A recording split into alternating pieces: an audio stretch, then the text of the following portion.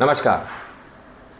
अभी परसों की बात है, मैं अपने काम से बाहर निकला हुआ था और रास्ते में ही मुझे चाय पीने की तलब लगी। तो मैं चाय की एक टपरी पे पहुंच गया और वहां पे पहुंचा तो देखा हमारे एक परिचित पहले से ही वहां पर खड़े हैं चाय की लाइन में। तो बातचीत हुई, यहाँ वहाँ की बातचीत होने के बाद में भाई साहब ने सुप्रीम कोर्ट ने बाबा रामदेव जी को कैसे फटकार लगाई है, उन्हें चेतावनी दी है, उन्हें डांटा है, इसके बारे में बताने लगे। और ये भी बता रहे थे कि कैसे बाबा रामदेव ने पूरे देश को झूठ और भ्रामक विज्ञापन में फंसा के गलत गलत चीज़ें बताई हैं। और साथ ही साथ ये भी बताना नहीं भूले कि भैया कि ये वही बाबा रामदेव हैं जो दिल्ली के रामलीला मैदान से साड़ी पहनकर अपना मुंह छुपाकर भागे थे ताकि पुलिस के डंडे ना पड़े उन्हें। ये सब मैं सुन रहा था और मुझे आश्चर्य इस बात का हो रहा था कि ये सब बताते हुए उसके फेस पे कमाल का एक अजीब सा सेटिस्फैक्शन, एक एक्साइटमेंट उसके फेस पे था। ऐसा लग रहा था कि जैसे कोई भारत ने फिर से चंद्रमा पे या फिर सूर्य पे एक यान भेज दिया हो, या फिर भारत ने 5 तत्वों के अलावा एक छठा तत्व भी खोज निकाला हो। ये मैं देख रहा था और मुझे आश्चर्य हो रहा था। और सबसे बड़ी बात है, ये पहला बंदा नहीं जिसने इस तरह की बातें की। इसके पहले भी मुझे लोग मिलते रहे हैं, बोलते रहे हैं, लेकिन मैं कभी भी यहाँ से सुनता था, यहाँ से चलो हटा यार, किसको किसको क्या क्या बोलेगा, जिसको जो समझ में आता है वो बोलता है। लेकिन इसका ये जो सेटिस्फैक्शन ये था ना कि मुझे ऐसा लगा नहीं कि भाई इसके अंदर से वो इतनी संतुष्टि है, वो अंदर से उस चीज़ को फील करता है, इसलिए बाबा जी के बारे में ऐसा बोल रहा है। तो मुझे जो उसे बोलना था वो तो मैंने बोल दिया। अब वही बात मैं इस वीडियो के माध्यम से उन सभी लोगों को बोलना चाहता हूँ जो इस तरह की सोच रखते हैं बाबा जी के बारे में या किसी और गुरु के बारे में, या फिर हमारी संस्कृति या हमारे आयुर्वेद के बारे में। बॉस, तुम अगर 7 जन्म भी ले लोगे ना तो भी बाबा रामदेव जी के जैसे तुम बन नहीं सकते हो, उनका 5% नहीं बन सकते बॉस तुम। क्योंकि तुम्हारे जैसे लोगों के पास में कोई विजन ही नहीं होता है सिवाय इसके कि चाय की टपरी पे या कहीं पे रास्ते में चलते चलते या ऑफिस में बैठे बैठे किसी के हाथ में बड़बड़ कर रहे हैं, बकचोदी कर ली, बस और कुछ नहीं है। विजन होता ना तो तुम कुछ क्रिएट करते थे। बाबा जी के पास में विजन था, उन्होंने पतंजलि क्रिएट किया, एक बहुत बड़ा ब्रांड इंटरनेशनल लेवल पे खड़ा क्रिएट किया। ये वही बाबा जी हैं जिन्होंने आयुर्वेद को और योग को पूरे विश्व के घर घर में पहुंचा दिया। आज सुबह टीवी चालू करो, आपको बाबा जी कहीं ना कहीं योग सिखाते हुए मिल जाएंगे। हजारों लोग लाइन से योग कर रहे हैं और वो बता भी रहे हैं कि भाई कि उनको योग करने से क्या क्या फायदा हुआ है।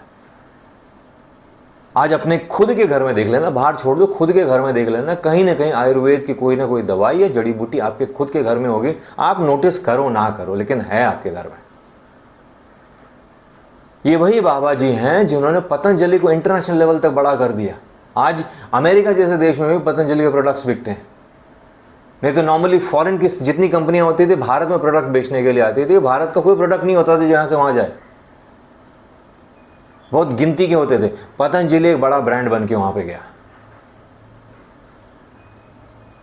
अमेरिका पिछले कई सालों से या लंबे समय से वो कह सकते हैं कि भाई वो भारत की योग पद्धति, आयुर्वेदिक चिकित्सा, हमारे देश की जड़ी बूटियां जैसे कि हल्दी, खाने के आइटम जैसे कि बासमती चावल, इन सब का पेटेंट करवाने के चक्कर में लगा हुआ है। उसको आज तक सफलता नहीं मिली, वो बात अलग है, लेकिन पेटेंट करवाने में लगा हुआ। क्यों? उसे समझ में आता है, इसकी वैल्यू समझ में आती है कि कितनी इंपॉर्टेंट और कितनी महत्वपूर्ण चीज़ें हैं ये।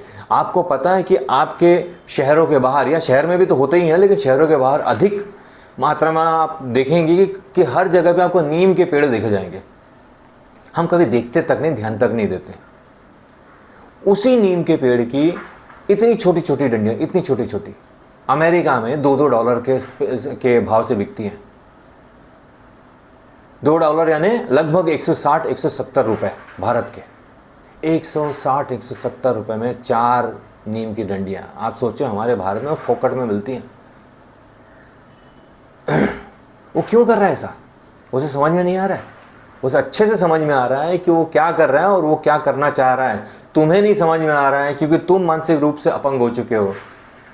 वो हमारे देश की बहुत सारी चीज़ों को अपने यहाँ पे खींचने में लगा हुआ है, और तुम हमारे देश की खुद की चीज़ों को जो तुम्हें फ्री में मिली है, तुम्हें विरासत में मिली है, उसको तुम खत्म करने पे तुले हुए हो। ये है तुम्हारी सोच, और ये this is where you are heading towards. रही बात सुप्रीम कोर्ट के वार्निंग की, तो सुप्रीम कोर्ट के वार्निंग के ना का कोई बहुत ज़्यादा मतलब है नहीं वो चीज़ का, ठीक है, क्योंकि विषय केवल इतना सा ही है कि एलोपैथी बोलता है कि भैया आपका मोटापा, आपका ब्लड शुगर, आपकी डायबिटीज़, थायराइड और भी बीमारियां हैं जो आप एलोपैथी के थ्रू कंट्रोल कर सकते हो, उसे ठीक नहीं कर सकते हो। जबकि आयुर्वेद कहता है, और बाबा जी ने यही कहा है और यही क्लेम किया अपने विज्ञापनों में कि भैया आप योग कीजिए और आयुर्वेदिक दवाइयाँ खाइए, आप ठीक हो जाएंगे और आपका दोबारा बीमारी भी नहीं होगी जल्दी। बस इतना सा डिफरेंस है। वो क्लेम कर रहे हैं कि मैं ठीक कर दूंगा, ये उसी क्लेम के अगेंस्ट में है। और सुप्रीम कोर्ट ने जो उन्हें फटकार लगाई है वो केवल इस बेस पे लगाई है कि 1954 में नेहरू जी के समय पे एक नियम बनाया गया था, कुछ 40-50 टाइप की बीमारियां हैं जिनको आप ठीक करने का क्लेम नहीं कर सकते हो। ये एक नियम बनाया गया था, और उसी नियम के अंतर्गत इंडियन मेडिकल एसोसिएशन ने सुप्रीम कोर्ट में केस किया है, और सुप्रीम कोर्ट ने उसी नियम के अंतर्गत बाबा रामदेव जी को फटकार लगाई है। ये एक नियम की बात है, कैसा नहीं कर सकते। ये नियम आज है, कल हो सकता है चेंज हो जाए, जैसे ही चेंज होगा तो ये पूरा जितना भी तमाशा हो रहा है उसका कोई मतलब भी नहीं है, आज भी कोई मतलब नहीं है। अगर फार्मा कंपनियां और एफएमसीजी कंपनियां चिल्ला रही हैं तो उनका बात समझ में आता है कि भैया लोग अगर योग करने लग गए और आयुर्वेदिक दवाइयां खा के ठीक होने लग गए तो इनकी दवाइयां कौन खरीदेगा, इनके प्रोडक्ट्स कहाँ से बिकेंगे। इनका जो ये मंथली टारगेट होता है, सेल्स टारगेट होता है बड़ा बड़ा, ये सब जो इनके जार्गन्स होते हैं कॉर्पोरेट वाले, ये सब पूरे कैसे होंगे, इनका लालच पूरा कैसे होगा। इसीलिए वो चिल्ला रहे हैं, बिलबिला रहे हैं, और उनकी बात समझ में आती है। अरे भाई, तुम्हारा कौन सा बाबा रामदेव जी ने भैंस चुरा लिया है कि तुम चिल्ला रहे हो हैं? तुम आए हो चाय की टपरी पे, चाय पियो, सुट्टा पियो और जाओ यहां से फुकड़ का ज्ञान क्यों दे रहे हो यार। एनीवे, ये वीडियो समाप्त करने से पहले मैं केवल इतना कहना चाहूँगा कि अगर आपके मन में दोबारा फिर से कभी इस तरह के उच्च विचार आते हैं बाबा रामदेव जी के बारे में, तो केवल एक प्रश्न आप अपने आप से पूछिएगा और अपने आप को उत्तर दीजिएगा, ठीक है।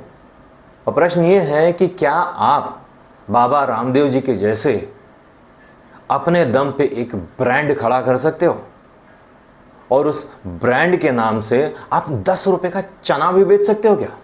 अगर बेच सकते हो तो पहले बना लो, फिर बात करो। अगर ऐसा ब्रांड नहीं बना सकते, ऐसा नाम नहीं कर सकते, तो अपना गटर बंद रखो।